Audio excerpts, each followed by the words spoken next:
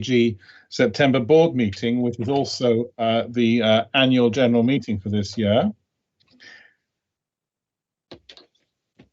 Ed, would you like to introduce the concept of what's probably our final annual general meeting as a CCG?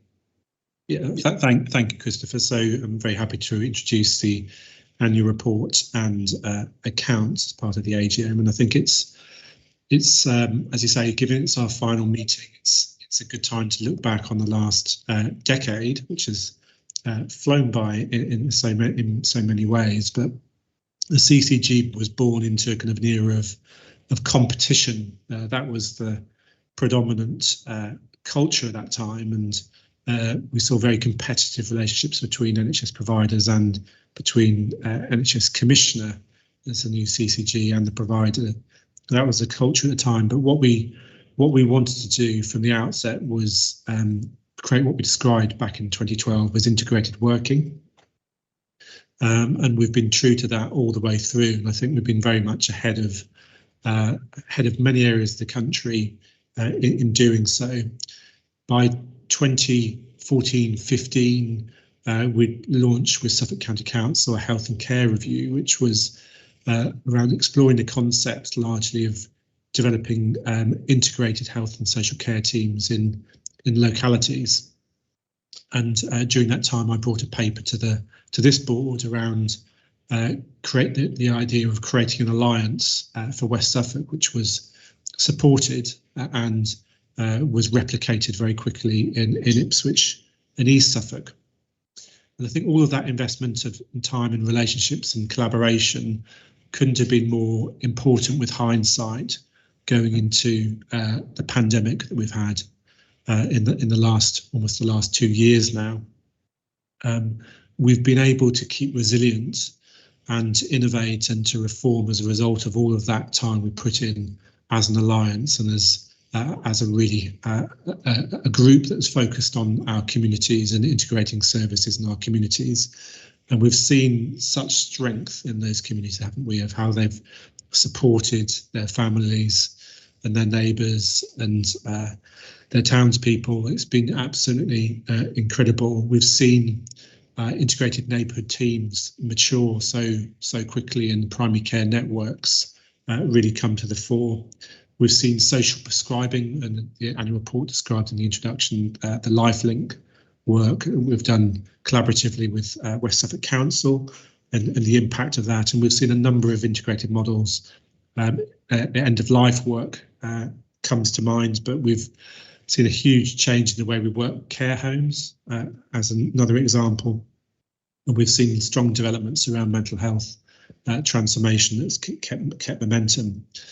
And I think possibly most importantly, we've done an absolutely fantastic job on the biggest public health prevention programme that I think we've ever seen in terms of COVID vaccination. There's no doubt that we've saved many lives and protected many people as a result of that programme. And I thank everyone in a heartfelt way for everyone's contribution to that. It's worth reminding ourselves that we have lost colleagues in Suffolk as a result of COVID, and many people have been very unwell too. So that would be my kind of précis, Christopher. I just wanted to thank everyone on the board for their leadership during the past year, and everyone in the West Suffolk Alliance too. I think it's been magnificent. I'm very proud to be part of it. So thank you.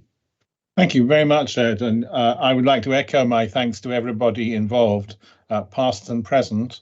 The CCG journey began for me in about 2009 when I was catapulted to be chair of the then practice-based commissioning group for the west of Suffolk, because Godfrey was going to be chair of the LMC. And life plays funny things, doesn't it? I think we also owe you a personal debt of gratitude, Ed, for having been with us in the West throughout the journey, from inception, when we were authorised. An awful lot of work you did then, you continue to do so ever since. And we all, I'm sure, wish you well in the appointment process for the lead of the new ICS, which is currently ongoing. Thank you. Before we do the accounts, Jane, can I just say I forgot to do apologies. So could you formally record the apologies, please, Jo? Yeah. I've had apologies from Jeff Dobson, Godfrey Reynolds, Barham and Andrew Yeager. Thank you very much. Right. Thank you. On to you then, Jane. Yes, thank you, Chair. So it's my job to give you a brief summary of the accounts, but before I do so, just to commend to you to have a look at the annual report that is included in the pack. Whilst we have produced this annual report under the COVID regulations around annual reports, so it is slightly shorter than we would have historically provided. I think it does provide still a really good summary of the activities underway in there. There's a whole section on the response to the COVID vaccination programme. It provides a real summary of what's going on within the Alliance, and would really commend particularly the opening section. The closing section is all important, all the statutory information about our workforce, our accounts, etc. But in terms of just getting a feel for the work that we've done within the CCG, I'd really commend reading the annual report itself. But moving on to the accounts, so within the pack of papers, I have included a couple of slides about the accounts. So I'll talk through those first, and then I'll move on to the second item, which is the audit report. In terms of the accounts themselves, the overall key messages for the accounts is that as a CCG, we achieved all the financial targets set for us for the year. So the main one of those is to live within the resources that we were given. So overall, we had income of just shy of 400 million for the year, and we spent 395 million of that, giving us a small surplus of 2 million, which is in line with the previous year.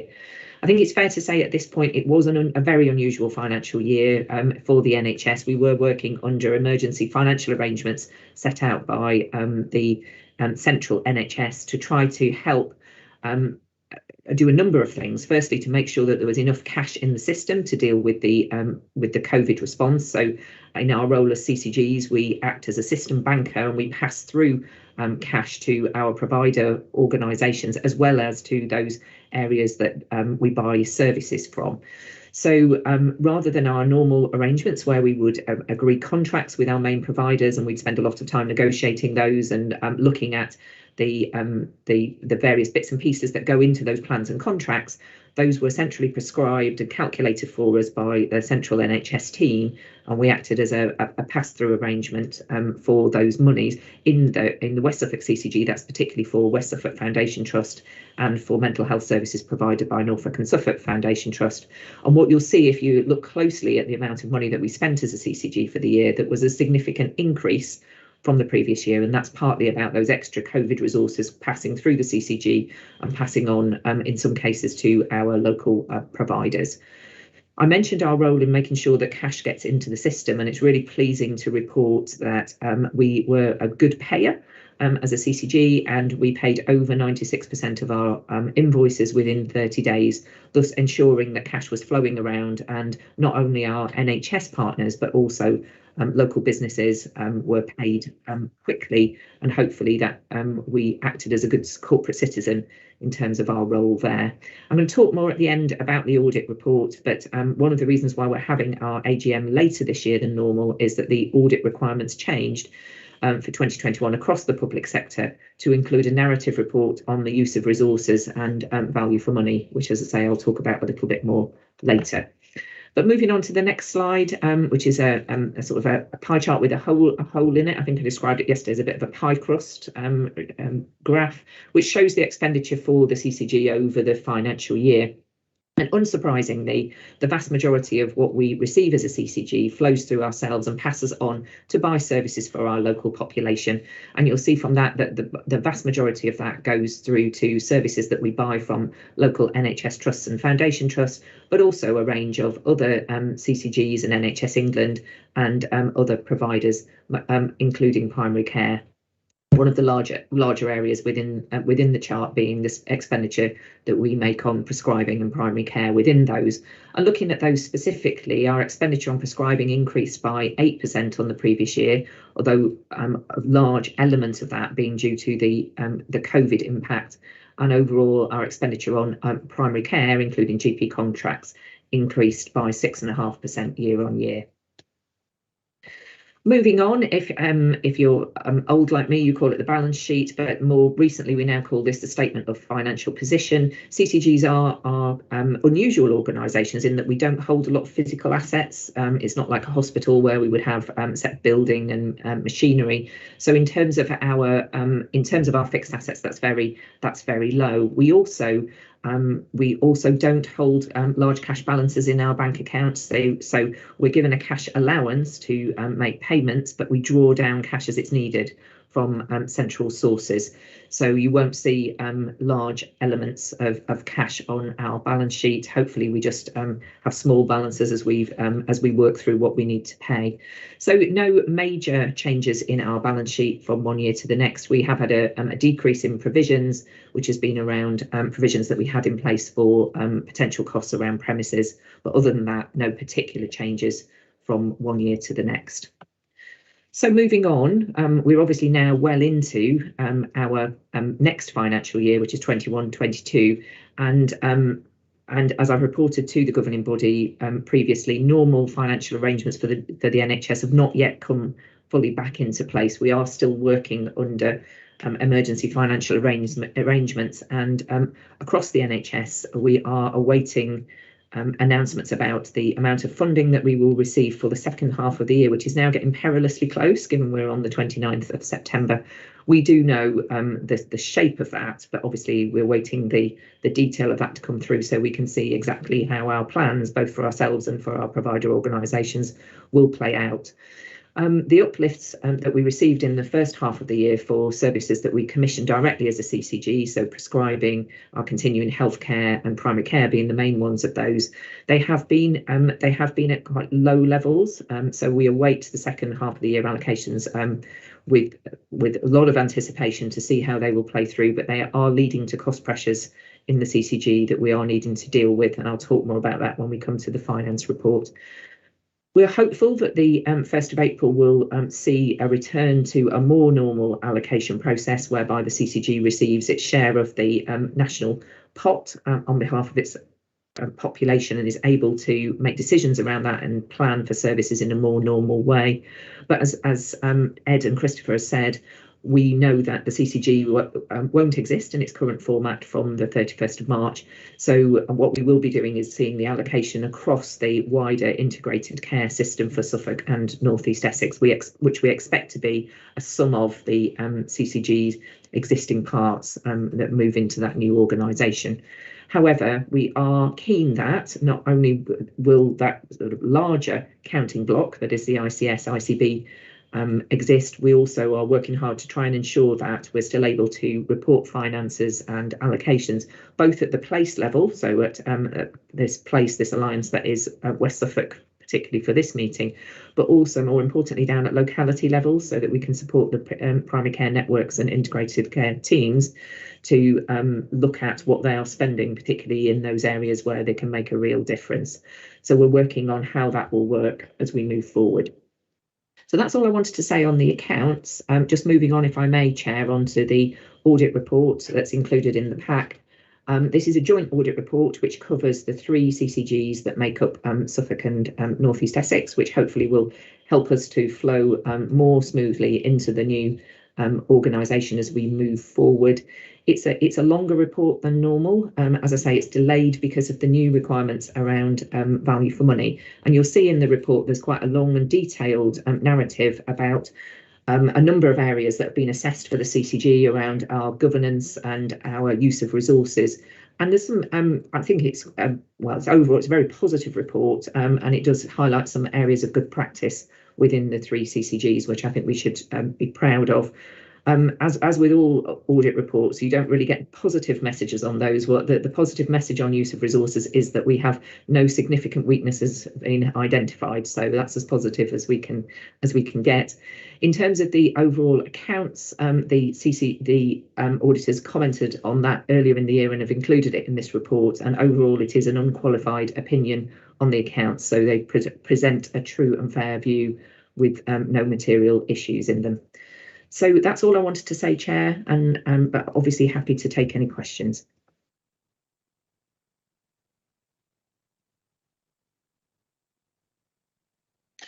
We should thank you and your team very much for all the work that's gone in behind what is an excellent report, both in terms of accounts and in terms of a full box of green ticks from the auditors.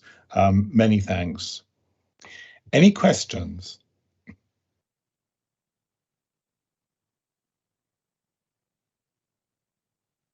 No? Okay. Oh, Ed.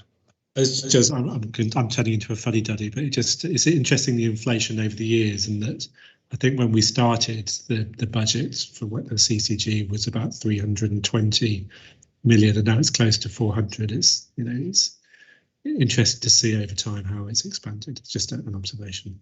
Yeah, I know COVID has accelerated that too. Yes, I think it's even more. I think when we just before we started, when we were getting ready, I think it was about 290. So it's even more than that. Right. No more? Okay, thank you very much. In which case, I thank everybody again, and we'll move on to the main business of the board meeting. I presume apologies are as already recorded, Jo? Yes. Thank you. Any declarations of interest? Anybody got anything to confess? Okay, thank you. The minutes of the last meeting, which I'm sure you have all diligently read. Everybody comfortable with them? Yeah. No correction, no suggestions for correction? Thank you very much. Any matters arising?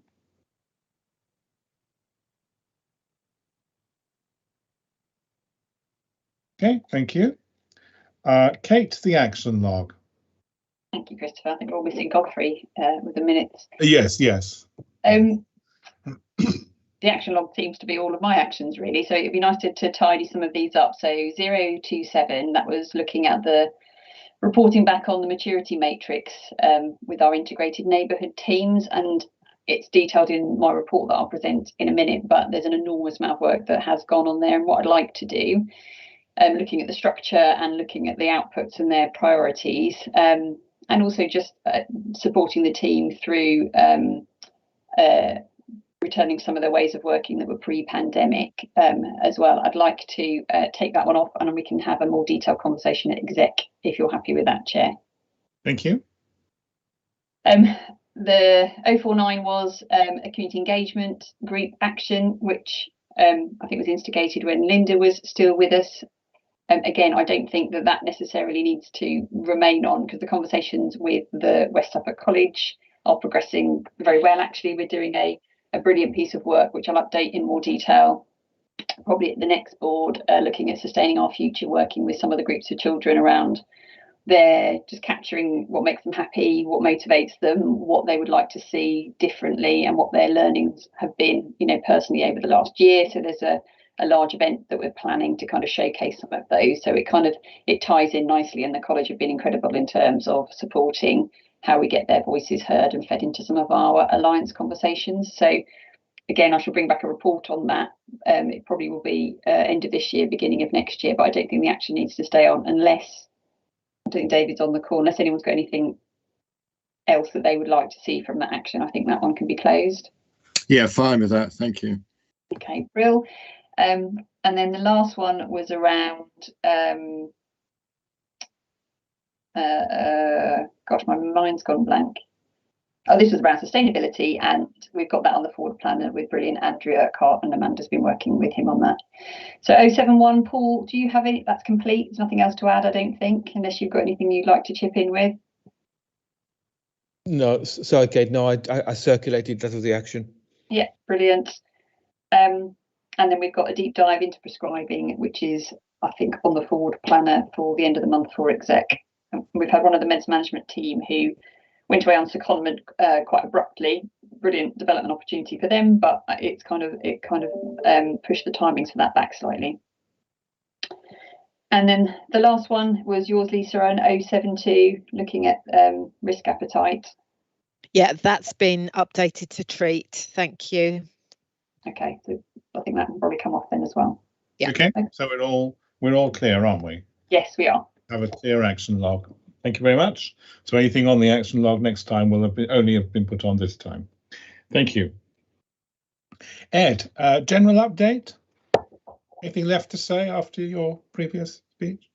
Thank you, Christopher. So just a couple of things. So firstly, we're sending out a letter to all primary care teams in our ICS today, just to offer some support and solidarity, because all over the health and care system, teams are working incredibly hard under unprecedented demands, but certainly the primary care teams are doing that too. But there's been a lot of negative press nationally and commentary nationally, and unfortunately that's led to some unacceptable abuse and a perception that the GPs haven't returned to work, which really isn't true. If we look at the largest partnership in Suffolk Primary Care, their data shows that in the last week they had contact with 23% of their patient list, which is double what you'd normally expect. So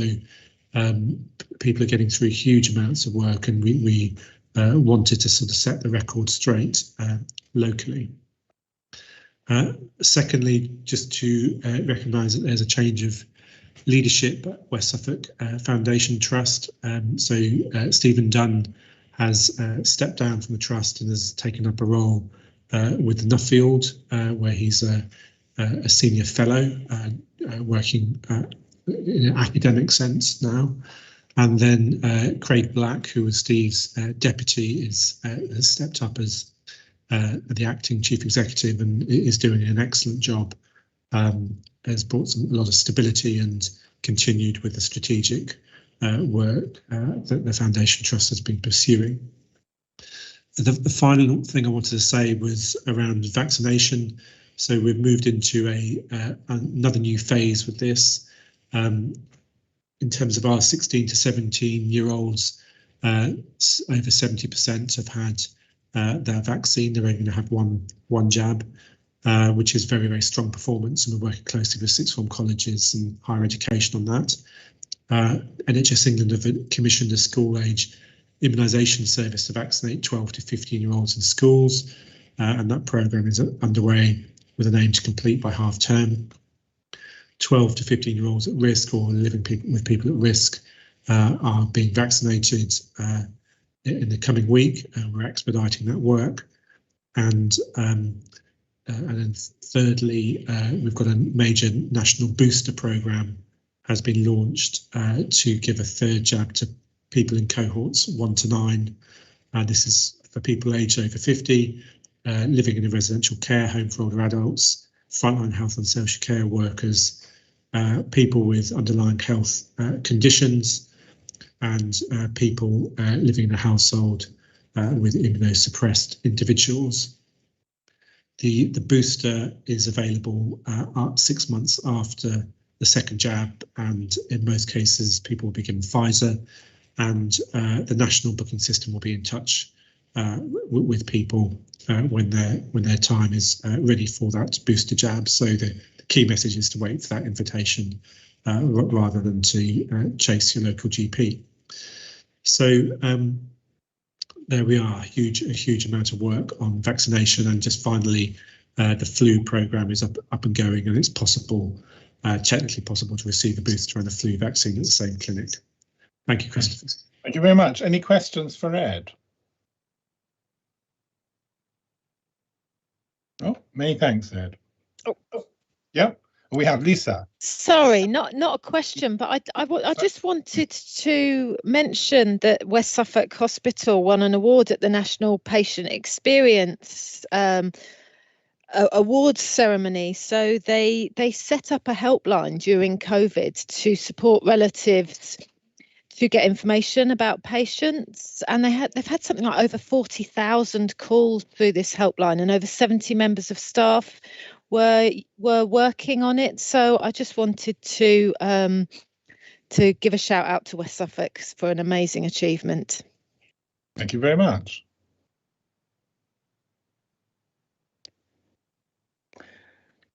Right, moving on then.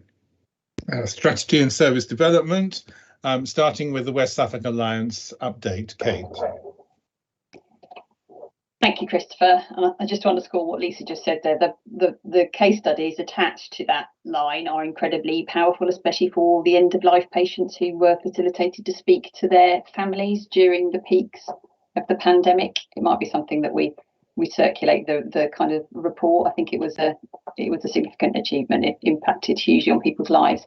So the integration report is, as always, large, so I'm just going to pick out the kind of the headlines, and I think starting from a place of just acknowledging, as Ed has just done as well, that there is a significant amount of pressure on every bit of the system at the moment, and I think we have to acknowledge that this has been in place, or has been the case over the majority of the summer as well, which is normally the time of year where people are regrouping, or we have time to catch up on some of our other set piece areas of demand. And as in 2.2, you can see we've just got a picture now where we have a rising walk-in demand into our emergency department. We've got delays around discharge, we've got significant risk and fragility around our dom care market, and also from a community perspective, dealing with lots of complexity in care is compounded the kind of overall picture.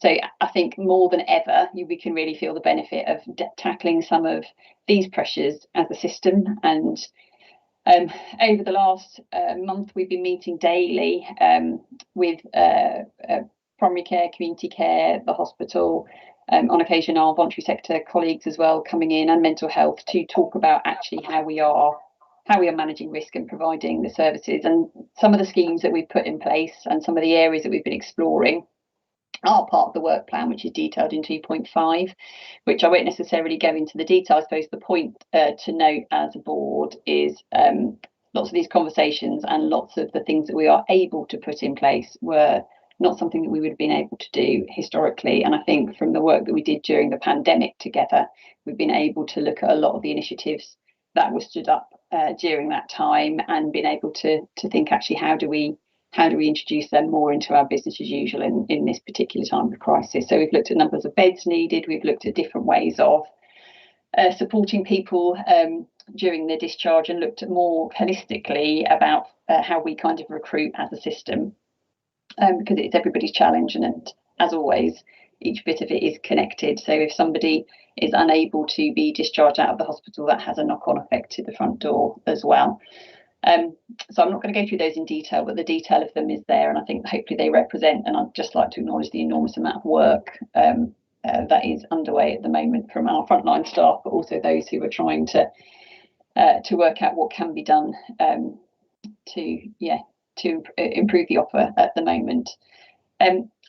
Number 3, we're talking about, which is a fantastic bit of development, personalised care. We've got a bit of funding that's coming to the system. We've been able to recruit a dedicated manager, and this is part of the broader integrated care system piece of work, but really working with partners on how we support people to make individualised choices on how they want to manage their own care. And this is multifaceted, and I think that it's something that has been in place in pockets with business as usual and the way teams work.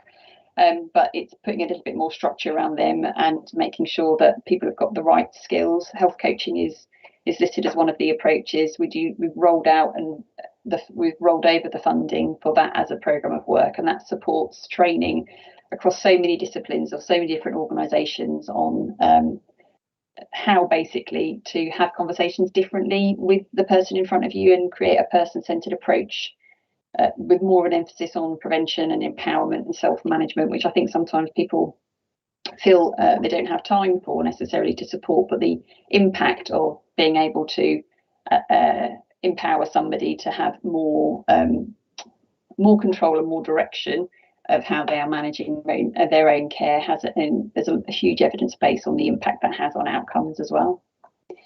In section 4, we talk about the Realising Ambitions, which is a fund we have brought to board before, that we worked with Community Foundation to implement.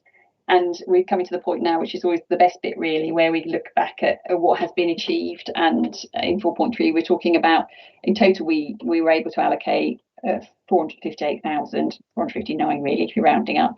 But that also they were able to match that, which is one of the unique selling points that the foundation brings to these kind of projects, to increase the amount of funding available, and as a consequence, increase the amount of people that benefited from that funding. I think it's very impressive how they can demonstrate impact really, and I think the numbers they're given, over 8,662 people benefited from the funding, and 529 people volunteered to support. And I think that last number is really material, because all of those individuals also got an associated benefit out of the work that was done, and there's some fantastic case studies attached to that.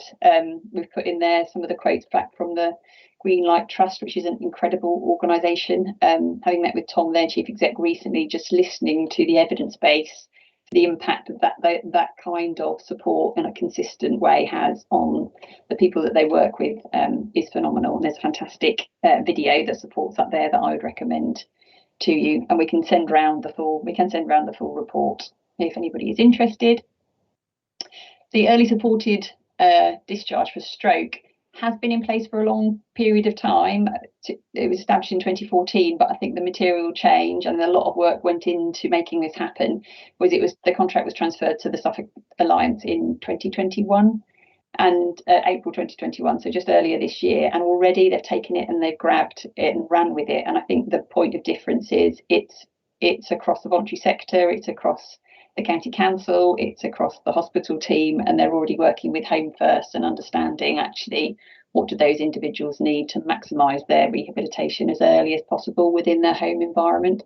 There are some very moving there is a very moving case study later on as part of the appendix, which I think is worth having a read through. There's an update on our primary care mental health support that's going into our PCNs, our primary care networks and practices, and what's been brilliant to see is how it is being supported by general practice, and a very incredibly busy time figuring out how someone who fits into your team and works with you on a day-to-day basis is tricky. And I think I'm really proud and impressed by how our practices have taken the individuals that are coming and are in post and have been attracted to the role as well on board. And I think we're going to have some fantastic results. I can see Faraz on my screen, and he's already been trailblazing for this model for quite a long period of time. So we've built on the learning from Haverhill as part of rolling out the model. And the other couple of little bits to mention is Woolpit, who have ran our drive-through vaccination programme. Was part of the vaccination programme, ran our drive-through in Woolpit, and did quite a lot of work to get that over the line, have put themselves forward for a HSJ award, and we've been shortlisted. So that process will play through. It's a long shortlist, but it is just a fantastic recognition of the work that went into it, and the team, in terms of, again, it being not just about the practice, it being about the local volunteers, it being about the different organisations that sent people in the snow to support. So that's a fantastic example there. And then I suppose lastly, there's a bit more detail on the work that's being done with the integrated neighbourhood teams and communities. I always feel that's just an incredibly quick canter through, but they are the headlines, and there's more work under each of them. And we've chucked, although it seems to be given a haircut, we chucked the presentation around the early supported discharge into the appendices. Again, very colourful and worth a read. Happy to take any questions, Christopher. Thank you very much. An awful lot of work going on there. Any questions for Kate? No? Thank you very much. It's all very impressive. In which case we should move on to the procurement update, a summary of the activity. Paul. Yeah, thanks, Christopher. I'll be pretty quick. It's a fairly straightforward paper, as you say, which sets out the current procurement activity, but I'll pull out 2 or 3 things, if I may. Just to point out, obviously, that we decided to award the contract for vasectomy and surgery. 10 days standstill went uneventfully, so we are in mobilization phase. So again, that will go swimmingly well, I'm sure, and we'll monitor the contract as we go forward. Pathology, since we last discussed it at the last board, service specification has been agreed. We have drafted a paper that will make its way through our various committees to describe the process we'd like to follow in terms of our procurement process. Really important contract, and we need to get it right. So again, we'll refine that through the committee structure and bring to the board as appropriate. Not wanting to steal Richard's thunder later, just a bit of an update on sort of mental health procurement. And as you remember, which is very well trialed, we took a 2-pronged approach to procurement of mental health services. One was an assurance framework around a core service that had been provided by trusts like NSFT, which we are now doing and progressing through the workbook that has been provided. And the second half being those services we might wish to procure. We had an engagement event on the 24th, which was attended by over 100 delegates, which was quite successful. We're now finding our way through that and developing the framework, and we will bring that back in due course in terms of the service we may wish to procure out of that particular exercise. So I'll stop there, Christopher, and happy to answer any questions. Gosh, thank you. Questions?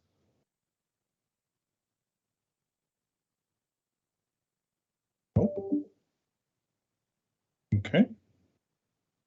Right. In that case, we go on to finance, performance and scrutiny. Financial planning and the extension of the temporary financial arrangements first, please, Jane.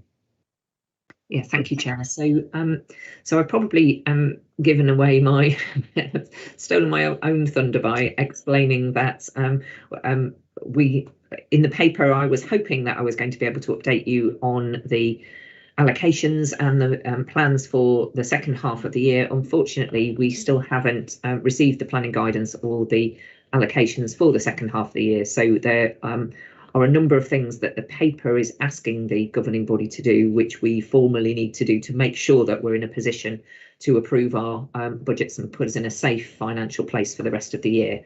So, but to just give you the kind of context on this, just as a reminder, as I said in the AGM, we are working under emergency financial arrangements. We've been given our allocation as a CCG for the first half of the year, albeit that's not as we would normally receive it, because the majority of the expenditure that we need to make flows through ourselves as a pass-through to our providers. So that's calculations that have been made for effectively block contracts for West Suffolk Foundation Trust, NSFT, other Adam Brooks, we will have a contribution towards that, and they are their normal payments plus amounts that have been allocated to the system for COVID and small amounts of growth. So we were expecting, there's a bit of a standing joke about when will this actually come out. We always say that next year's planning guidance always comes out on Christmas Eve. It feels as though H2 planning guidance is going to come out on Christmas Eve, which will be slightly late, but we were expecting it in early September, and then we were also expecting it yesterday, but hopefully it will be not delayed too much further. But we do know quite a lot about what it is likely to contain, and that's set out in 2.2 in the paper. So we are expecting it to be pretty much a continuation, a roll forward of the funding that we received as a CCG in the first half of the year, and we're expecting those block contract arrangements for providers to continue. We are expecting there to be an extension of the elective recovery fund. You'll remember that that we are an accelerator site within Suffolk and North East Essex, and what that does, as well as the rest of the country, enables us to take actions to be able to accelerate our work on elective recovery. And as part of that, over and above those block contracts that we pay to providers, if we exceed activity levels based on 1920, we are able to draw down additional funding as part of the elective recovery fund. This is basically an incentive funding, but it also pays for the costs of that additional elective activity. And Paul, I'm sure, will talk more about that within the IPR, but we are expecting it to continue into the second half of the year. We're also expecting the hospital discharge programme, so this is additional funding that's been provided to CCGs to work closely with social care around admission avoidance and prompt discharge. We are expecting that to continue. In the paper I said partial continuation. We now believe it is going to continue for the remainder of the financial year, but it will close and finish before we start the new financial year on the 1st of April. What we also are expecting in our second half of the year is an increased requirement on efficiency savings. So in the first half of the year, there was a very small efficiency requirement for the NHS. We are expecting that to ramp up, not hugely in the second half of the year, but to be moving back to more normal levels. We're expecting as part of that some reductions in the funding that we've been provided previously to support COVID. But as I say, until we see the detail of those, it's difficult to put a figure on that. But it is going to be an increased feature for the second half of the year. And as an integrated care system, we are running an event on restarting and our efficiency programme on the 7th of October, should anyone be interested in attending part of that, really just to have a stock take on activities that we've already got underway and how we can work together to make best use of resources for the remainder of the year, and particularly as we go into 22-23. So in terms of, so unfortunately, I'm not able to give you any details, and in the paper, I was anticipating that this would be the case. So obviously, we've got our governing body today and then not again for another 2 months. So what I'm asking the governing body to do is to delegate responsibility for taking those allocations once we've received them, working those through into a financial plan and budget. I'm asking if we can delegate that to the Financial Performance Committee, obviously with details of that coming back to the governing body in September. So that's the first ask of the paper. The second ask is around extending the temporary financial arrangements that we've had in place for the last 18 months. There are two main things as set out in the paper. One of them is around continuing the COVID Resource Allocation Committee, which is a committee that's worked across the 3 CCGs, enabling us to keep track of those specific COVID resources that we've been given and to make speedy decisions where we've needed to around deployment of resources. So I'm asking the governing body if you're happy to roll that forward till the end of the year. In reality, we have massively reduced the amount of times that committee has needed to meet, but it has still provided a really effective way of monitoring items such as the vaccination programme. So I would encourage the governing body to support that recommendation.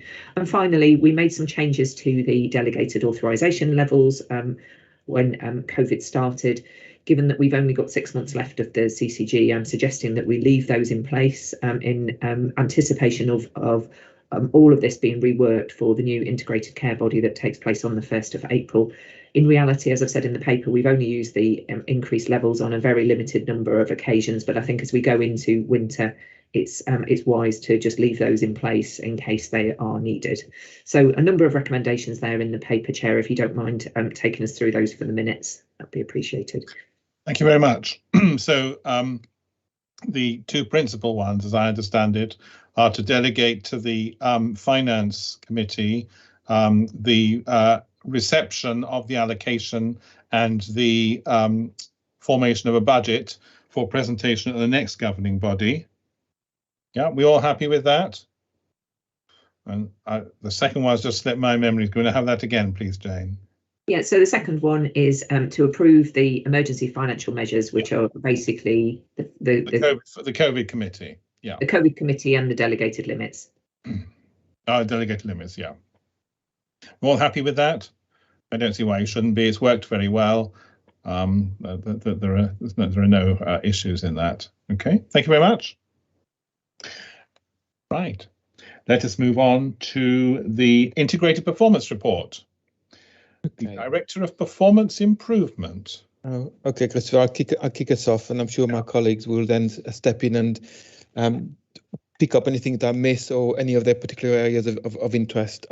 If I may, I'll just pull out a few things out of the report. I think just to focus slightly on community services at West Suffolk around paediatrics, Just to update that we've now done a piece of work to understand the issues around 18 weeks, and in particularly around autistic spectrum disorder. We've put together a proposal that looks to deal with any historical issues around that particular service, any impact of that COVID has had in terms of waiting list, and any remedial action that are required to improve performance. That paper will now find its way through our committees for review, approval, and decision. So again, watch that space, but we have done a fair amount of work with our providers to understand what the issues were and what needed to be done to address that particular element of performance. Just moving slightly on to in terms of elective activity, because clearly that's been clearly an important issue for us as a system, as a CCG. And I'd like to just to start opening by saying that when you start looking back in terms of what the expectation was in H1, we have consistently achieved the threshold that has been required of us. If you remember, there was a 70% graduated to 85% in terms of achievement. The only slide as a system, the only slight differential being that obviously West Suffolk have had particular challenges around their elective activity because of loss of 50% of theatre activity. But despite that, have really punched above their weight in terms of productivity and the work that they've been able to support the system with. Of course, you'll remember that as a system, we signed up to an accelerated programme. And that we undertook as a system to achieve 100% by the end of July, with the view that when our remedial actions around West Suffolk buildings were sorted, we would move towards 120%. Early indications are that we did achieve, or we think we were likely to achieve, the 100% end of July. We won't know that for the 4 to 5 weeks because the way SUS is reported, that is a technical term for the financial reporting. But again, really good news story in the sense that actually we think we've near or thereabout achieved what we think we would want to achieve. 120% being a far greater challenge, of course, as we move forward. The consequence of some of the things that we've actually done are quite significant, really. We've really dropped from 92 percentile over 52 weeks, from 57 weeks down to about 43 weeks. Which is quite significant. There is a differential between SNF and West Suffolk when you break it down, which is a concern. But as a system, we've done really well, which equates roughly from having something like 7,000 plus patients on the waiting list down to about 4,000 in quite a short period of time. So again, good news story on that. The fly in the ointment, though, is that our waiting list is still carrying on to grow, albeit slower than it would have been if we hadn't sort of push the activity going forward. And one of the key issues which we are being closely monitored and requested to address is what we call our long waiters, i.e. for the time being, those patients waiting 104 week plus. And at the moment, when you look at West Suffolk, we currently have 89 patients that are mostly orthopedics, to be fair, that are waiting over 104 weeks. If you project that forward, and if we were not to do anything, that number would rapidly go up to about 400 patients. So again, we are working through plans at the moment with mutual aid, with SNF and other providers, mainly private providers, to try and address that issue by the end of March, which has been the expectation of the national teams in terms of addressing those patients. So our main areas of biggest concern are essentially TNO, ophthalmology, and gynecology are the key areas that we'll be focusing on to the end of the year. I think quite fundamental, and I think is worth sort of highlighting at board, really, is that there has been a tremendous amount of work done around mutual aid across the system, and I'd just like to highlight some of those developments briefly because I think they are really quite important and a way of the future in many ways. So we worked really hard to develop standard operational practices. In other words, patients can be operated equally both at West Suffolk and SNF if required in terms of aligning the various clinical processes and everything else. So again, a lot of joint up working at the operational level has happened. We've seen a lot of mutual aid around ophthalmology, which has resulted from dropping from an 83-week wait to 61-week wait, which again is quite significant. Of course, we've used private sector and of course we've used other means, but actually the mutual aid has been working really well. Some of our ENT patients have been treated from West Suffolk at SNF, again, sort of example of mutual aid. Same for general surgery. And we are obviously making full use of vanguard theatres and sort of a private sector to try and achieve some of those reduction moving forward. Just to layer that on top of that, there's been a request for a short-term capital investment to try and address the long waiter issues. Those capital proposals have gone in to region. They're due to go up to national, I think, around the 7th of October time. But of course, that doesn't take us into the longer term planning, which is what do we need to do to achieve the capacity gap moving forward into the future. And we're certainly waiting on various advice on that nationally. As Jane has said, we are still awaiting for the planning guidance, which makes it very difficult to plan for H2. What we do know, however, is that the rules are likely to change in terms of, if you remember, I mentioned gateways previously. So in other words, there will be an ERF, so the additional payments. That will depend on us achieving some gateway outcomes. Those are likely to be things like your 104-week wait, for example, and a number of other things. So essentially achieving above a certain threshold, i.e. probably 95% above threshold, plus achieving the gateway link, it will equal to investment into the system in terms of funding additional activity. And we're still awaiting that guidance to be able to understand some of those elements. So just to wrap up the elective, I think that it's a really good news story, but we need to do a lot more because we've got a lot more work. We've got a 2-3 year program, I think, to try and recover from our elective activity as we move forward. I'd quickly like to move on very quickly to emergency care, and I'd like to build on the point that Kate made earlier on around alliance working. The system will report, I think, that winter is already here, and we're just waiting for January to start hitting, if that makes sense. So actually, the fact that West Suffolk have managed on 2 or 3 less wards for quite some time, reduced capacity, and has managed to maintain flow is not only a testament to what the hard work that West Suffolk have done, but also the testament to hard work that actually the partners have undertaken to look at pathways, ensure timely discharges, make sure the appropriate discharge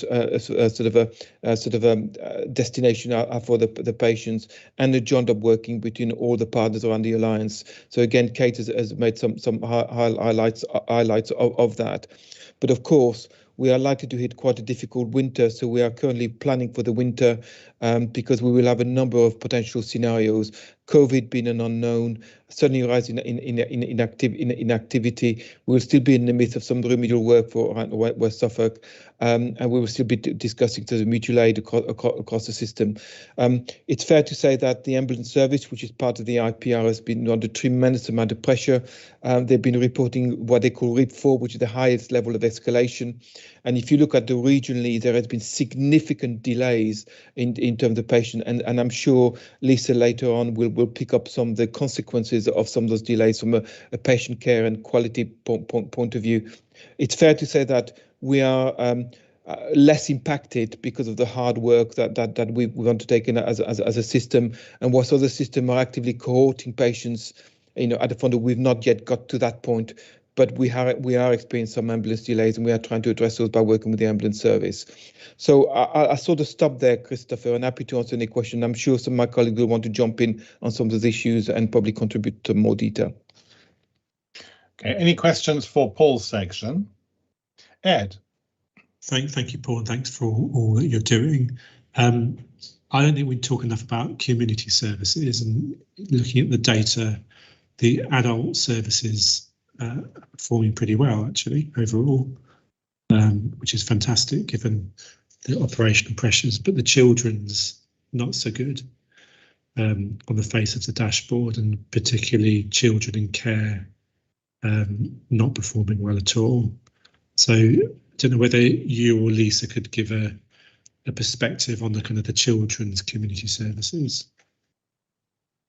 I think at this stage, Ed, other than the stuff I've been involved around the ASD, probably Lisa, would you be able to come in? Sure. I think children's services, community services in particular, are an area that we have been looking at over the last year, and Richard might want to comment. He's been one of the sponsors for the piece of work that we've done to review the community paediatric services.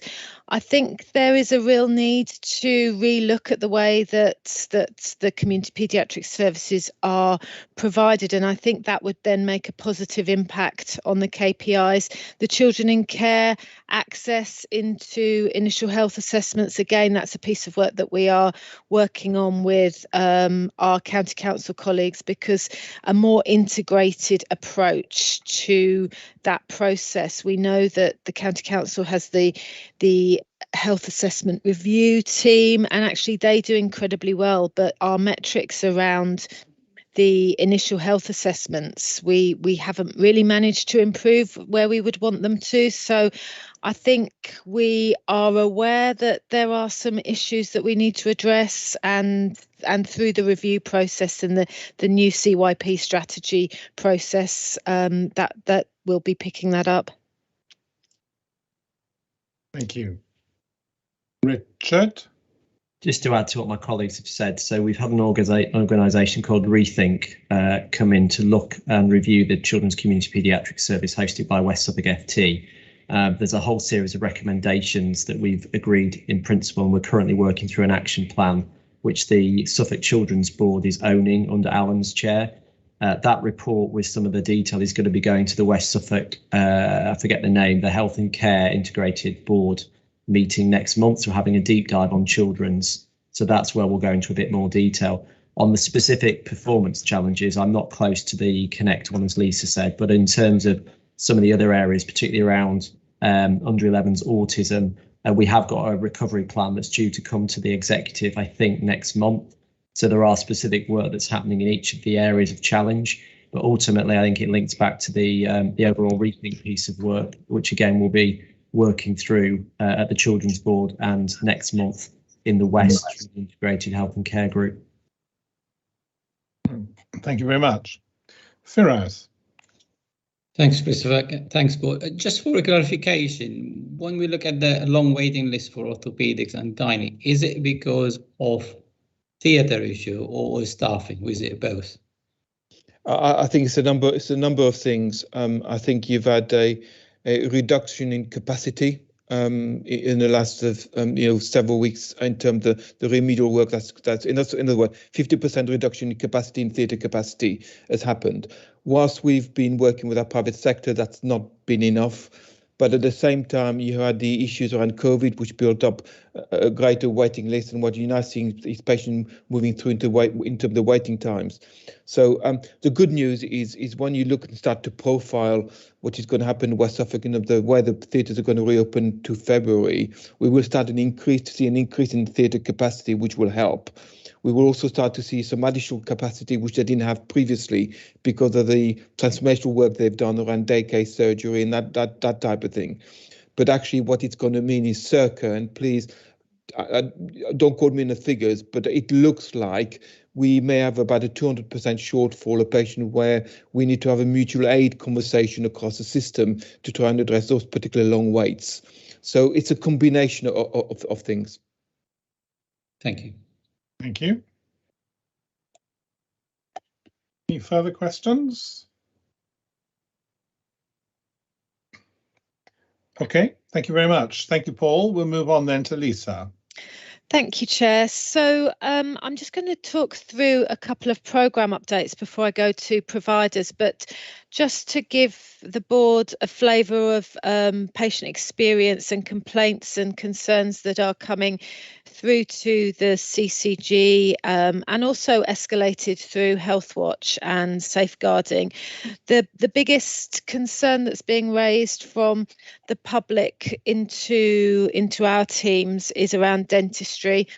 I know that Dr. Hassan has been doing a lot of work and engagement with NHSEI specialist commissioning teams around dentistry, but I do think it's something that would be worth taking through our next clinical scrutiny meeting to have a really good review of that. Certainly our Suffolk County Council colleagues and safeguarding partners are raising concerns about access for children in care into dentistry and also emergency access. So that's a real big concern coming through from a number of areas. the other biggest feedback that we continue to get, although it has improved somewhat, and I'll come on to talk about ESEC later, is around patient transport services. So just to talk through a couple of the programmes that I lead on. So Transforming Care programme, we continue, as you know, we've always done incredibly well in Suffolk, and we continue to do well.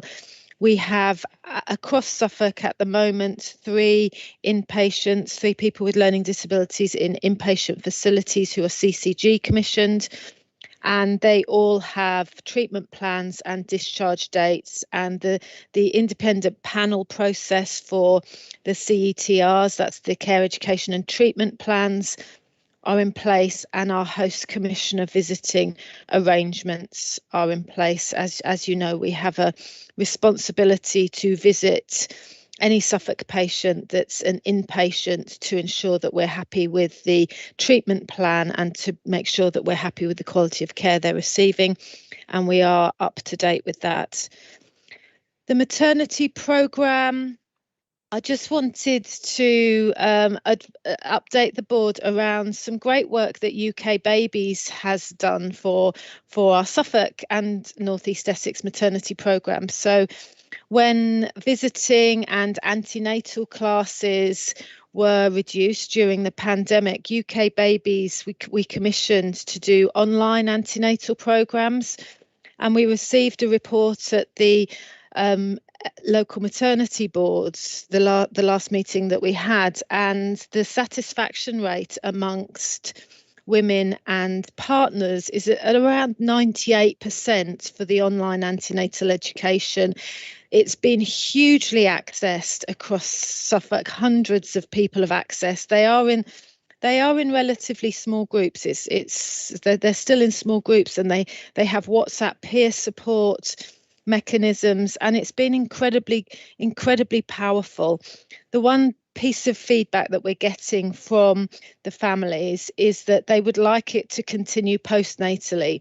So at the moment we've got a pilot for it running antenatally, but we would like to offer it postnatally. The current pilot ends in December, so we're just looking at how we can make sure that we can progress it for people that want to access online programs, because some people will want to go to face-to-face, but the webinars are available to download later, and the feedback has been that people are able to re-watch it. People are able to watch it with other members of their family, and it's been really extraordinary. So just a great example of how the voluntary sector has helped us during the pandemic, and how they offer incredible value for money, and innovative and creative ways of doing things. I don't know, Andrew, did you want to come in before I continue? Well, I thought I might update the board about dentistry. I sort of feel slightly reluctant to do it. NHS England has started a procurement process to secure new providers of dental services, but unfortunately they've decided not to go through a procurement process for Bury St Edmunds, which for us in West Suffolk is very disappointing. They are going through a procurement process in Thetford, for example, and that's an area with very little provision of NHS dentistry, but so is Bury St Edmunds, but they've chosen not to provide a procurement process. And anyway, the procurement process they're going through won't actually offer any services until July 2022, and there is a problem now with access to NHS dentistry. So it is somewhat disappointing. I understand that the team has been thin on the ground because of COVID, but I do think it has been neglecting people who have ended up pulling their own teeth out. They have been so distressed by their symptoms. Thanks, folks. Ed, do you want to comment? Do we know why Bury wasn't chosen? No. Couldn't get an answer to that. the contracting team who are doing the procurement were not available to us, and because the procurement is active, they couldn't answer the question. Because I know they're procuring in a smaller town like Leiston. Yeah. You know, Bury is obviously a lot bigger, so it seems strange. Well, Leiston lost both of its dental practices over a short space of time last year in the middle of the pandemic, and so Leiston has no provision of dentistry, whereas Bury has got one practice left.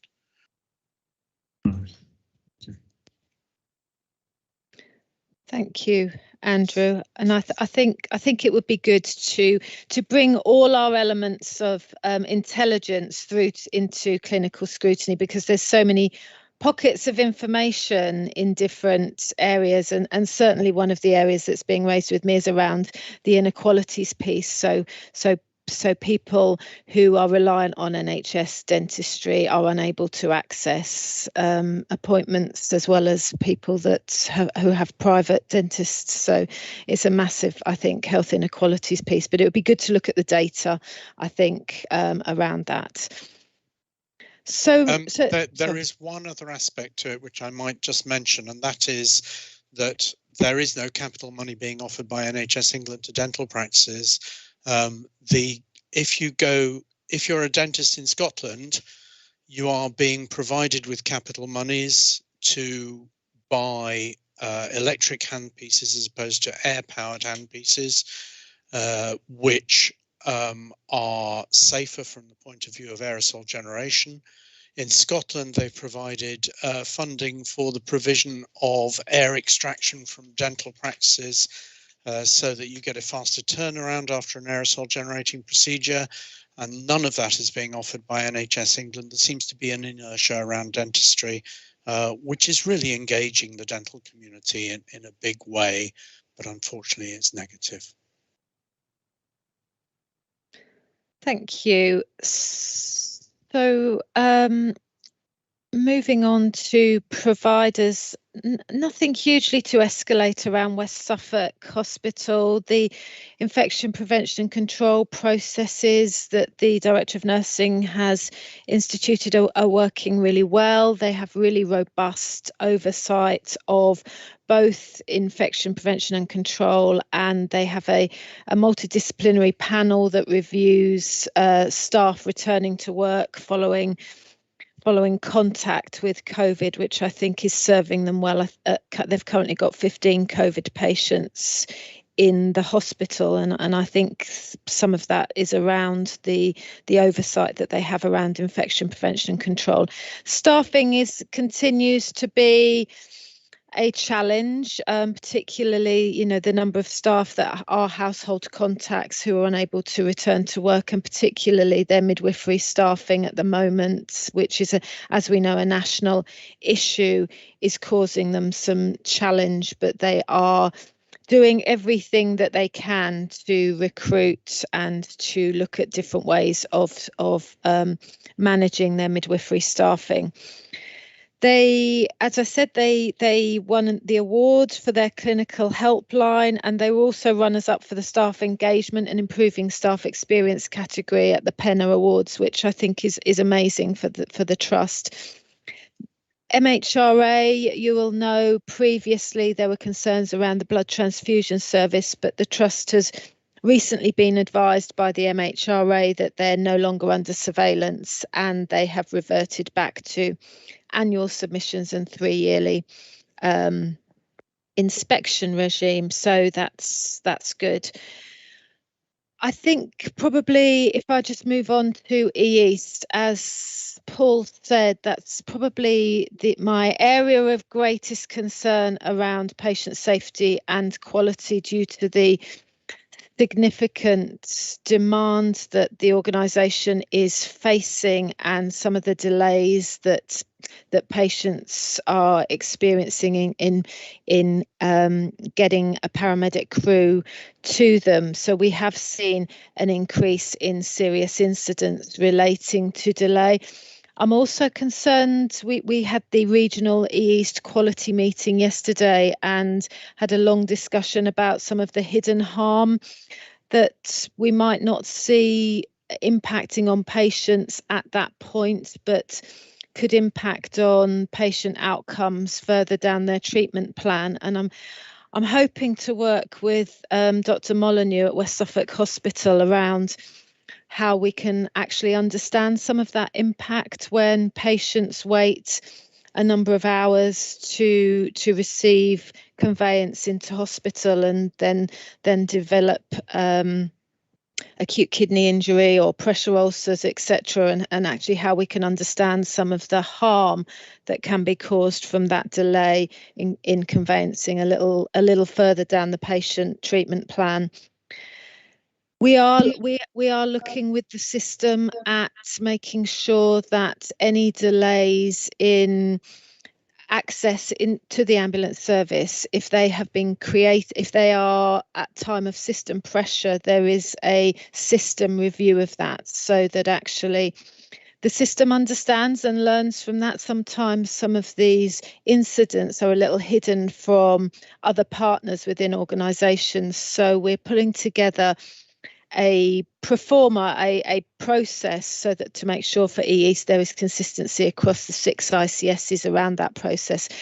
I think there's a huge amount of other pressure that's coming through EEAST as well. So, for example, coroner requests, as you know, the coroners have increased the number of inquests that they are doing since the pandemic. EEAST are receiving around 40 coroner requests a day. Usually they have around 10 requests a day for statements and attendance at coroner court, but at the moment they're receiving around 40 a day as the coroners catch up with inquests.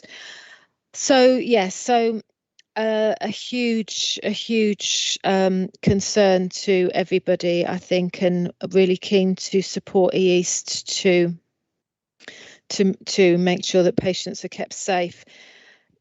The other organisation I'll just raise is ESEC. So as I said at the beginning, we continue to have patients contact us around concerns of transport delays and delays in collecting from hospitals, usually to return to care homes or to their own home. ESEC hosted a multi-stakeholder workshop a couple of weeks ago, which was very much a listening event for the directors of ESEC, to listen to the experiences from Healthwatch and from other partners. And it was a really powerful event, which ESEC have pulled together a multi-agency action plan around improving how they work with people, but most importantly, improving how they communicate to patients and the public around delays for outpatient treatment appointments and delays following discharge. So they are developing a public and patient engagement strategy, which will be co-produced with patients and Healthwatch, which will be a really helpful way to set their vision and to really think about actually some of the work that they can do to improve experience. But they were talking about some very practical steps around reverting back in all acute hospitals to the ambulance desk, but also having volunteers linked to that who were outreaching from the ambulance desk into outpatients, into the renal departments, to keep people updated about waits for transport back. So lots of great suggestions, and I know the directors are keen to do some quality visits, to spend time with patients experiencing their journey, and to spend some time in the acute trusts understanding the difficulties that delays in collecting patients from outpatient clinics or from wards following discharge, how that impacts on the acute trust. NSFT, it's great to see the emotional wellbeing hub improving. I think as an organisation, they are still under some significant pressures around demand and their workforce. They continue to have pressures around recruitment of workforce and sickness and people who are having to isolate as they are household contacts of COVID. But they have clear plans on how they are working through that. Thank you, Chair. Thank you very much. Any questions beyond the discussions we had during the delivery of that? Yeah, Firaz. It's not a question really, it's a comment about ESEC. I think we've been through it before with their not being able to cope with the demand, and I've heard from a couple of staff who work for them really. I don't think the staff are happy, whether they don't feel they're supported and getting the appropriate training really. No, and that was a big part of what we were talking about as well, around staff experience. What does it feel like to work for ESEC?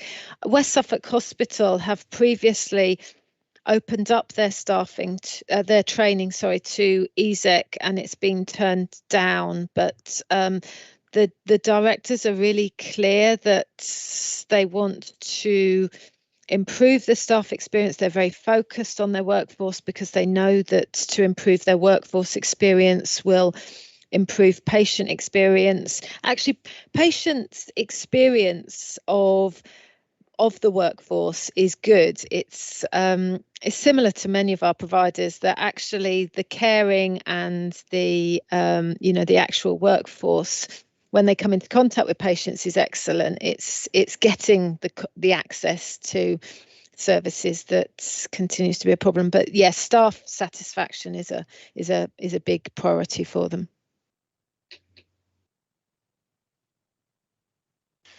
Okay, thank you very much.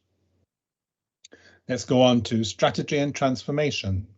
Thank you, Chair. So before diving into the slides, just some updates on other bits. So in terms of planning, we still haven't received the planning guidance for the second half of the financial year.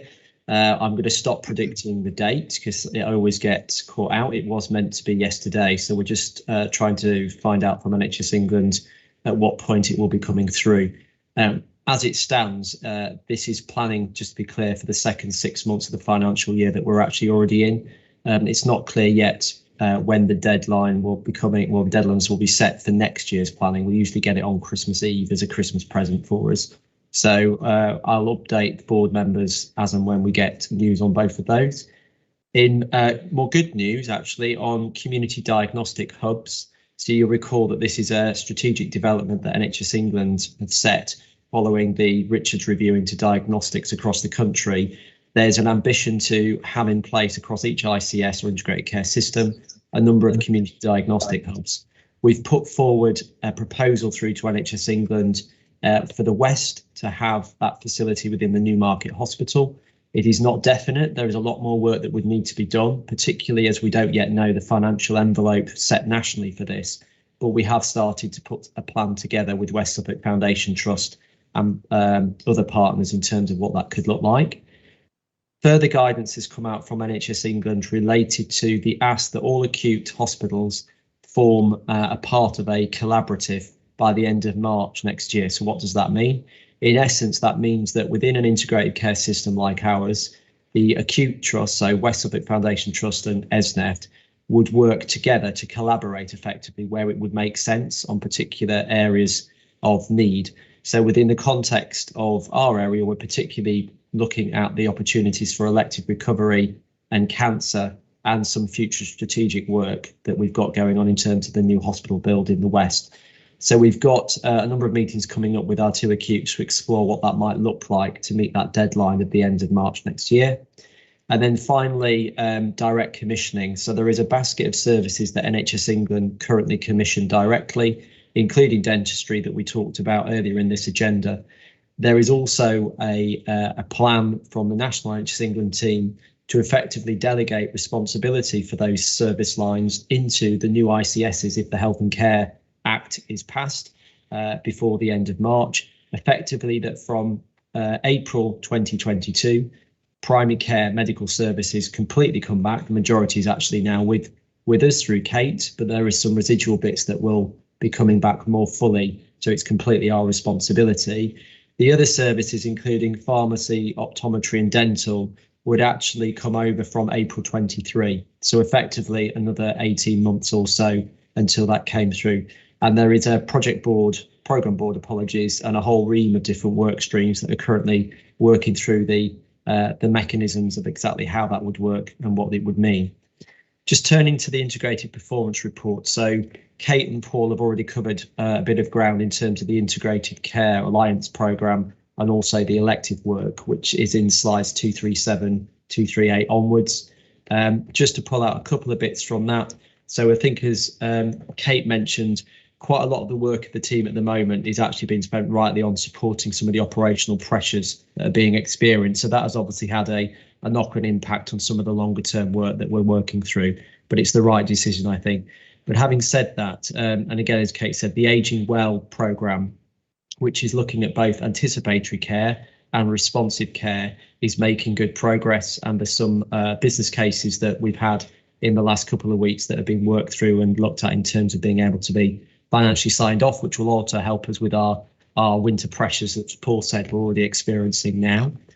In terms of the elective programme, just to make a plug for the eye care work that's happening. So we've now got an eye care board and programme across the integrated care system, which is effectively made for the 3 place-based alliance plans, but also we've agreed a number of pan-ICS areas of work that make sense to do once.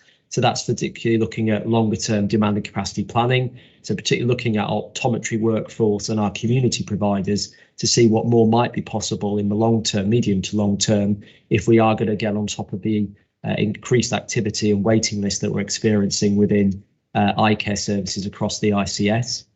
We've also progressed, I think, now at pace around what's called high volume, low complexity pathways. So there's around 27 national pathways that have been set as actually where there's opportunities to improve efficiency within those.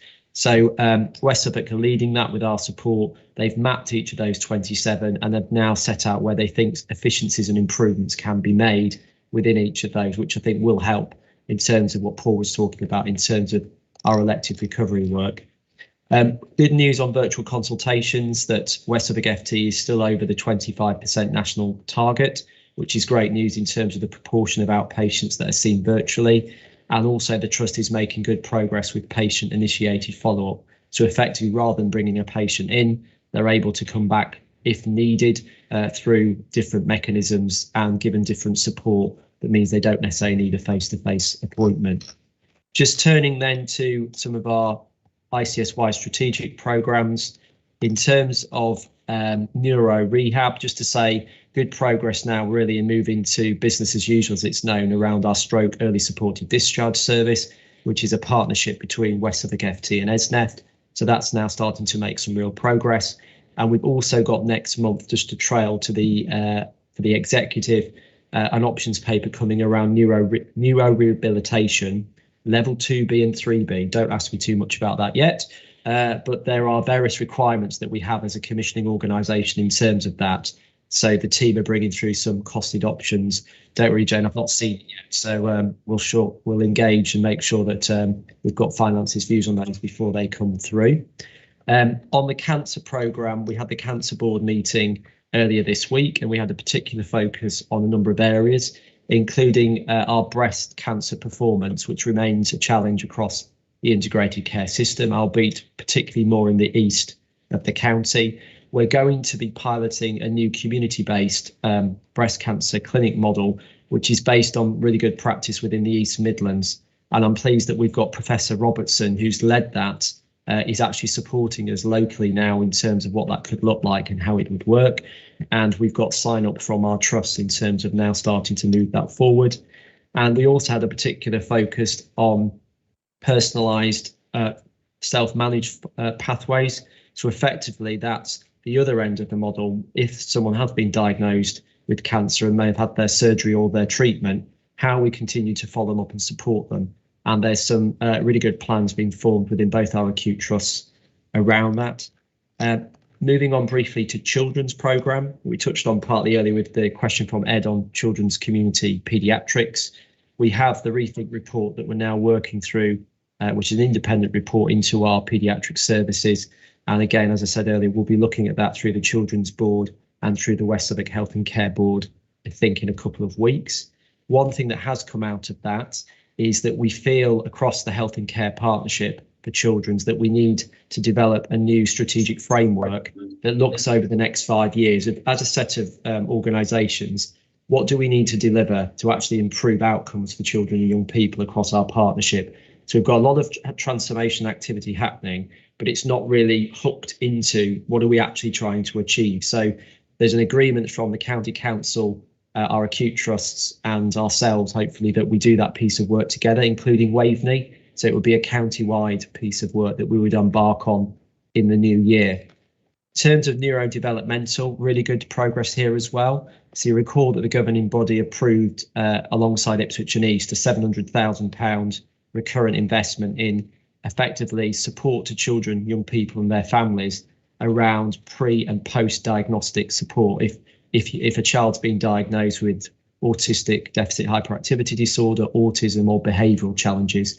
I think Paul's updated the board previously that we've now awarded those contracts through to a range of different voluntary care and social enterprise organisations, and mobilisation has now started for those, which is great news for families across Suffolk.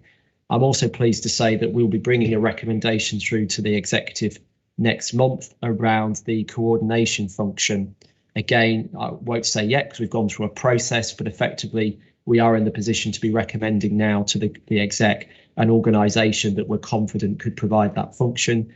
So effectively, all, as it says on the tin, that coordination function would work across the different partners and support children, young people and their families as they go through the diagnosis process, because it is a little bit fragmented, to put it mildly, at the moment, and that's been the big opportunity, I think, through the work that we've got going. On the mental health service side for children's, again, we are really at a point now where I didn't think we'd be a year ago, where we've now got an agreed model of care, agreed set of clinical pathways, nearly at the point by Friday of agreeing the demand and capacity modelling in terms of actually what does this look like over the next 5 years, and then overlaying that with the finances to look at exactly what we would need to bring this about. That's great news, because actually it puts us in a position to start really implementing that agreed model, and indeed some of that has already commenced. Again, we'll be bringing that through to the Health and Care Board as part of the deep dive on children's in November. And then just to finish then on the mental health work, full of good news, more good news. So we had an event, I think as Paul alluded to earlier in the agenda, where we went out to a market engagement event. We had 100 individuals come to that from a range of different small, medium, large organisations, predominantly from the voluntary care and social enterprise sector, who are interested in effectively joining our existing alliance partnership on mental health to be direct providers or support within that model. And we'll be bringing a paper to the October exec, so a lot of papers coming through, apologies, which will be looking exactly which services we think actually we could then go out to procure as part of that framework. So we'll be able to give you a bit more detail on that when we come through next month. And the assurance process, as Paul said, is starting around our alliance partnership in terms of the core model that we've gone through a number of times at the board and at the executive. And primary care mental health practitioners. So that's a core part, as I think you all know, of the model. Really, really good news in the West. We're nearly at full recruitment, which is amazing. And a big thank you, I think, to NSFT, Mark Patterson and his team, and also Julie Smith and the GP Federation team in terms of the work that they've done on bringing this about. It's really good news. And that's a key plank, as you know, of actually setting up the primary care-based mental health model. Except there's a lot of challenges around it, but it's really good news that we've encouraged and we've enticed those individuals. Quite a few of them are actually out of county to come and work within the service. So that's just a bit of canter through some of the progress we've made over the last month or so in the transformation field. Thank you. Thank you very much. Again, an awful lot going on. Ed. just on the good news, where you so much good news, but maybe some of the best news around the mental health workers in primary care. I was interested. I can see Faraz nodding. What will it mean for you, Faraz, to have that support in Haverhill? As you know, Ed, and everyone knows, I mean, we've been working on that model for probably last nearly 2 years now. And at the beginning, we struggled. We managed now probably in the last year or so to get the model going. The important things really is reduce our workload as a GP. So one, if the patient phone with any mental health issue, we just straight away we put them with the mental health team.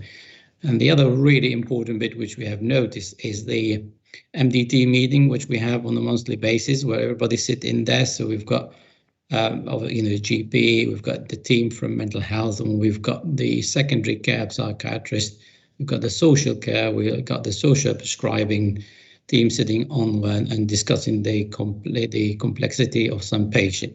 So it has made a huge difference. I mean, there are still some issues, but generally speaking, I think we can see some improvement. And we're hoping now, with having more, a bigger team now, so they can see more and more patients.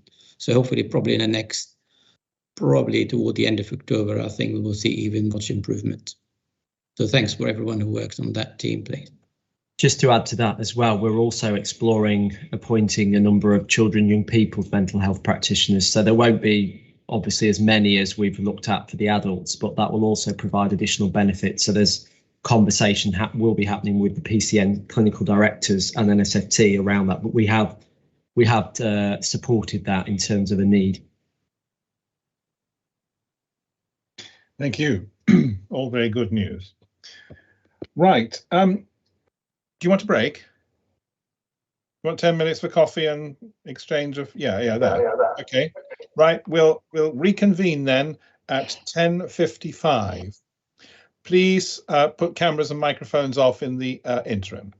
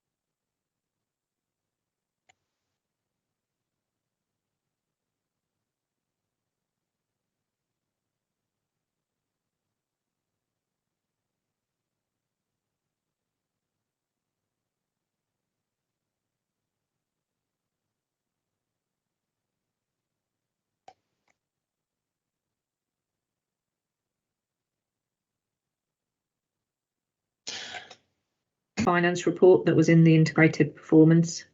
Just very briefly. Before the integration. Okay. Yeah, okay. Right. It's, yeah, if you'd like to. Yes, yes. Yeah, so thank you. Just very briefly, within the integrated performance report pack, you've got the financial summary up to the end of month 5.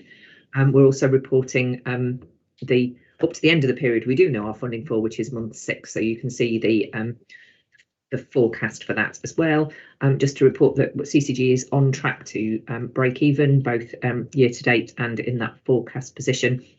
Within that, we are experiencing a range of pressures, particularly on primary care and on our continuing healthcare services. The Financial Performance Committee had a deep dive on continuing healthcare costs and at its meeting a couple of weeks ago, and we're continuing with various actions around that. So that's all I wanted to say, Chair, just for the notes that to show that we've reported the financial position. Thank you very much. Okay, let's go back to integration then, Kate. I think it's with a particular focus on primary care for me, Christopher. So I think we trailed some of it already in part of the conversation in terms of the level of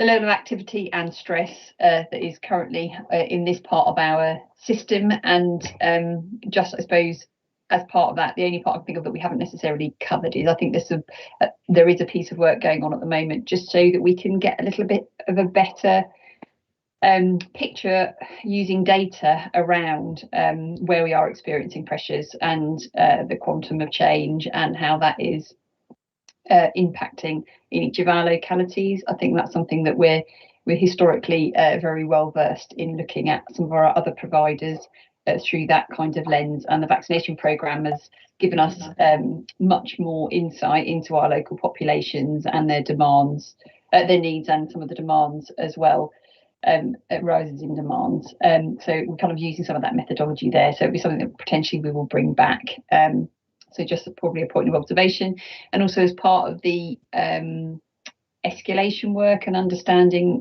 what, if anything, we can do differently. We're also working with our colleagues in the LMC and more broadly on if there is any additional support that we can put into primary care, and looking at some of the core tasks as they stand at the moment on the administration side, if we can do anything to alleviate any of the pressures there as well. So that 2 bits of work in progress, really, just to note. And the primary care side is just a breakdown of the kind of dashboard of the key metrics. And I think this stuff that we've talked about before. We've had a slight dip in dementia. We've got a fantastic piece of work that's kicking off with some of our providers, and I think there's a session arranged for the board as well, looking at the patient experience around dementia. And the dementia board at an ICS level, at sort of county level, is going from strength to strength, I think, looking kind of across all of the initiatives that we've got in place around supporting people with dementia and their families and the diagnosis process. And I think that is sharing the ownership of the this is an indicator a little bit more broadly, and helping to skill up people's understanding, I think, of what is out there in terms of support. I think there's anything else particularly to mention. We've got a pretty static position. We had around our CQC ratings and our patient surveys, and I think Jane has already given a breakdown of the financial position as it relates to primary care.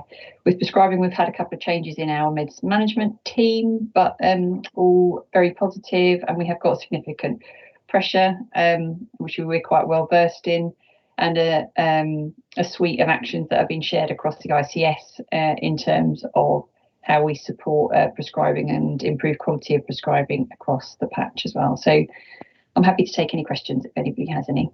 Thank you. We just need to trail that dementia experience session a little bit harder, because 2 points for board members to note if you haven't tumbled to it already. One is you need to register for it. The diary invitation that you've been sent is not, I mean, it contains the registration link, but you've got to do more than just accept it. You've actually got to follow the link to go onto the website and book yourself in. That's point number 1. Point number 2 is it is actually a face-to-face session in West Suffolk House. So don't book it and then think that you'll be sitting at your desk 2 minutes before. You've actually got to get there. And on that note, we'll keep that under review given the current situation around face-to-face with rising levels of potential COVID infections in our patch as well. So we'll keep it under a watching brief as well. Okay, thank you. Any questions for Kate? Thank you. Any more on finance, Jane? No, that's it. Thank you. Okay, thank you. Right, in which case we'll move on to the governing body assurance framework. Amanda, thank you. Thank you very much, Chair. So here we have our latest GBAB, duly updated to reflect September. I may invite Paul to give a few words by way of update on RAC in a moment, but a few other updates if I may. So in terms of the white paper, we continue to manage that risk. And as you will see from the last presentation, we have actually reduced the risk rating slightly down to a risk rating of 12. I think it's fair to say the CCG has got a good grip of managing what it needs to be doing in terms of closing down the CCG in preparedness for March 2022. And in terms of things that we've done recently, we know that we have now appointed a designate chair to our ICS. We have accountable officer recruitment underway, which is due to be in November. And we are due to start the non-executive director and executive director recruitment likely around October and November. We also have a staff briefing with our staff on Monday, and we're going to be updating on the work thus far, including an update on the HR framework and how it affects them as individuals as we move forward. And that session is going to be in partnership with our trade union colleagues. In addition to another risk, we have since added a new one called system resilience, and that's really to reflect the local pressures that we are experiencing around urgent and emergency care at the moment. And in terms of our directorate risk registers, all directors continue to update and refresh, just so that we are managing locally before they may or may not be escalated to the assurance framework.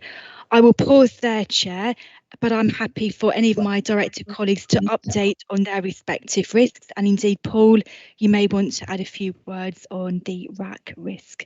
Thank you. Paul, do you want to go on the RAC? I'm happy to, Christopher. So just to be clear, RAC standing for Reinforced Autoclave Aerated Concrete. We're very good at acronyms, but essentially, this has been really well trailed sort of publicly in the press and in other communication. But essentially, West Suffolk Hospital, as we know, was built of RAC material back in the 1970s. There was clearly a standing committee on structural safety alert back in 2019, which essentially set out that there was a risk of shear failure of any buildings made of that particular material.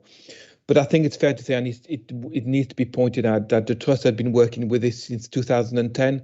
So I've been really aware of this for quite some time and been working, to ensure absolute patient safety and staff safety moving forward. That is not to decry the fact that this cost loss is a very real risk. I think from a CCG point of view, it's probably worth just making absolutely clear that we're not here really to assess the risk per se. That is for the Trust to do so from a legal point of view.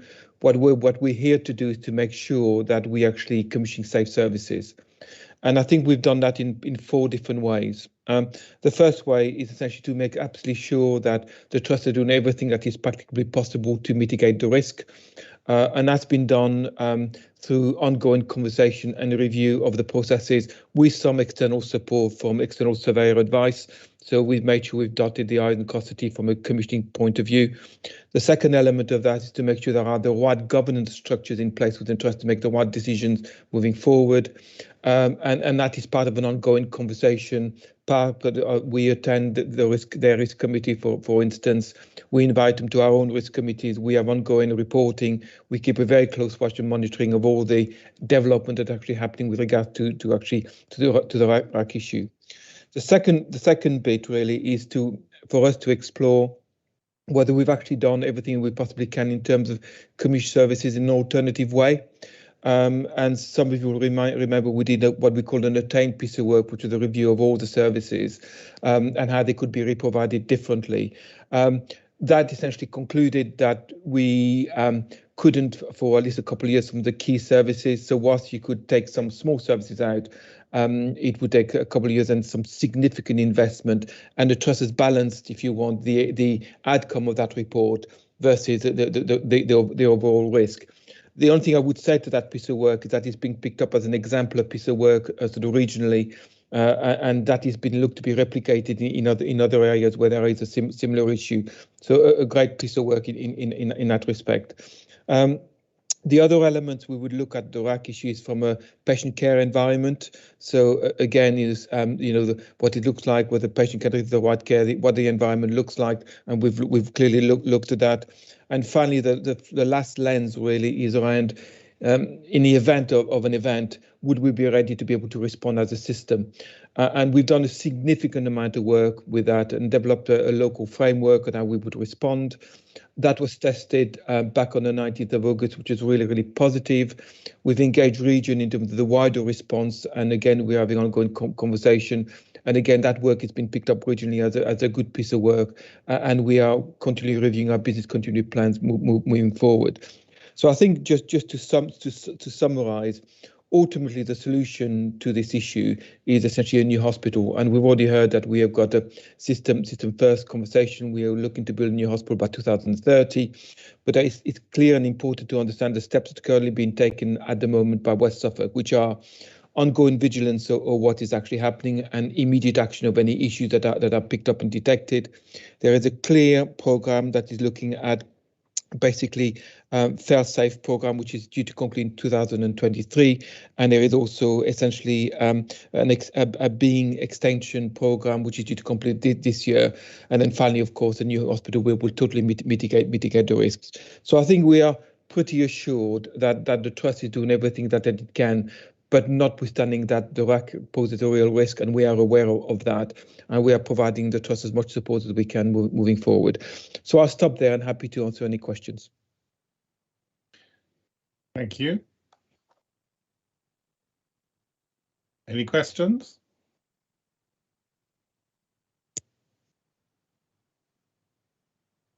Okay, thank you very much. I think that's everything for GBAF. So we've now got the Finance Performance Committee annual report.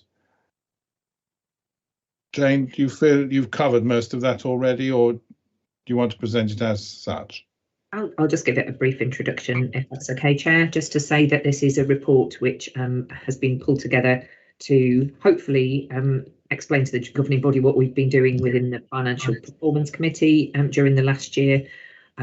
We obviously have Steve, who's the chair. I believe he's on the call. He certainly was earlier. I don't know whether he wants to add anything more about how the committee's worked, but it's just really, happy to commend the report and happy to take any questions.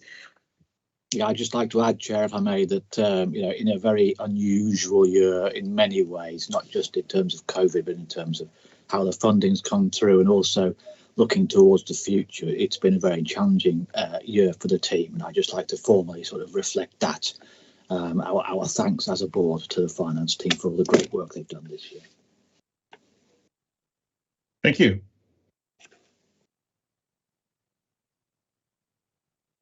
Okay. In which case we go on to the Audit Committee annual report.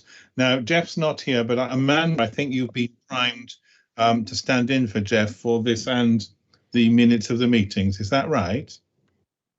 Indeed, it is, Chair. Very happy to introduce, but my colleagues such as Jane may want to come in as well, and the respective leads for the committee. So in terms of the first item, I think colleagues will have read the paper.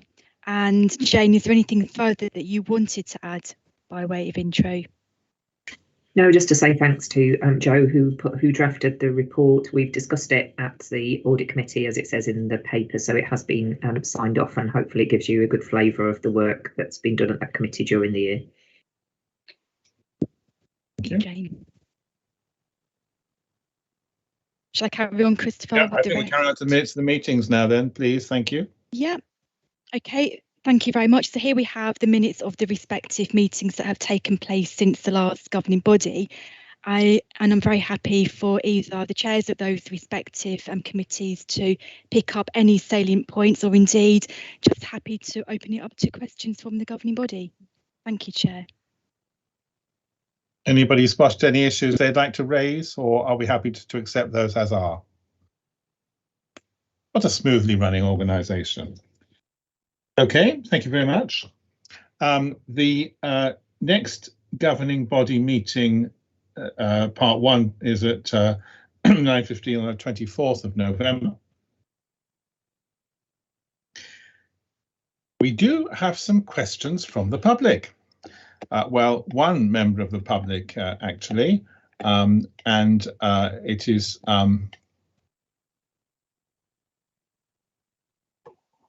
from Margaret Marks, who, as many of you know, was Mayor of St Aylesbury at one point, and lives in and works hard for Haverhill.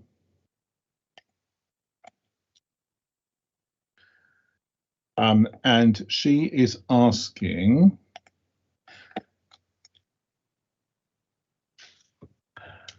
with the West Suffolk CCG integrating with Ipswich and North East Essex, and North East Essex having greater health demands, how can we be reassured that the available budget for West Suffolk will not be adversely affected or reduced by the need to support North East Essex? In other words, how can we keep our own resources in our own corner in when we're working as part of a larger patch? Ed, do you better jump for that one? Yes, yeah. And Jane may want to come in, but that's a question I've heard many times before, so that's a good question to ask. But actually, per head of population, I think we consume more healthcare in West Suffolk than we do in North East Essex, and of the three areas, the money's always been tighter in West Suffolk compared to the other two. So actually, that question will be asked in North East Essex of West Suffolk as much as it will be of West Suffolk in North East Essex. So it's not as straightforward as it may appear. Thank you very much. Okay. She then goes on to ask, the new ICS will be responsible for dentistry, which has major challenges of availability and funding, as we partly discussed this morning. How do you plan to address these issues, and will a larger budget accompany this service from NHS England? I think I can probably answer that one. Do you plan to reintroduce dentists into schools, as many children are not currently able to access a dentist? So, okay. I mean, others may want to come in, but dentistry will be coming across to us by April 2023, I believe. So we've got a little bit of time, but our eyes are open to the challenges of dentistry. I think it's going to be one of the toughest commissioning responsibilities we're going to have. So very happy to work with you, Margaret, if you've got a particular interest in dentistry about getting the service into a better shape. Andrew talked about the issue earlier and is very well versed on the challenges and opportunities. So yes, we're in sympathy with your question, and no, I don't think there'll be lots of resources coming from NHS England. Then there's a slightly more detailed one on dentistry. Can we understand the way that the unit of dental activity works or is monitored by NHSE, and how many units of dental activity have been used in West Suffolk in the last year, please? I suspect that if anybody's got anything about that, it's Andrew. Andrew, are you still with us? I am, yes. Yes, I am. Is there any straightforward way of answering that question? I can't answer the part of the question which was about the way in which any units of dental activity have been redistributed over the last few years. In terms of the range of value of each unit of dental activity, the range in the east of England is from about just under £20 per UDA up to 35 or even more pounds per UDA. So for the same bit of work, you might get something approaching double the funding in one practice compared to another. The other aspect is that the new tendering arrangements, which, as I mentioned, have not been offered in Bury St Edmunds, are offering £32 per UDA, whereas the average in West Suffolk is £24 per UDA. So if you decide to set up a practice in Thetford, you'll actually be potentially offered a very significant premium over the adjacent practices. So I'm sure that represents an addressing of inequality, but I rest my case.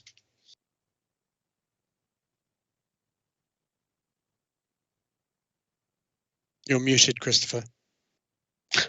Lisa, have you got a contribution on that one? The only thing I was going to say, I think it's a great question, and this is part of the data that we need to. I'm going to have a bit of a trawl with Andrew and Greg from our contracts team, who is our guru of dentistry contracting and everything. To what I'm really interested in is the unmet need, and I honestly don't know if we're going to be able to get that, but we need to get all our data that we've got, and that NHSEI and the dentistry services themselves can support us with. But that's a really good point. Thank you. And finally, I would say that it's a really good point to put to NHS England directly from a representative of the public such as Margaret. Thank you, Margaret. Thank you. And finally, Margaret asks, I think this is probably for Paul or perhaps Richard, are we asking the Lakenheath USAFE to help with any of the delayed elective surgery? They have a fantastic facility, and it may also prove a learning resource for their staff, as they normally only deal with a younger cohort of patients. I'll have a go at that one, Christopher. And if I miss something, please others step in. I'm assuming we're referring to the RAF facility. So the simple answer is no, we haven't. I think it's a really good question. I, however, suspect that these things are very centralized, centrally controlled and managed. So what I will do as an action from this meeting is have the regional conversation to see whether or not there has been some sort of national regional conversation about using alternative facilities, and I'll explore it and come back to the board. But to date, no, I don't believe we've had the conversation is a simple answer. Okay, thank you. So we'll have that on the action log, I think, for the next board meeting, probably. Please, thank you. I think that's the only action we've taken from this meeting. Thank you very much. The public board meeting is now at an end. Thank you all for your attendance and your input. Do you want to go straight on with part 2? It's not a long meeting. Okay.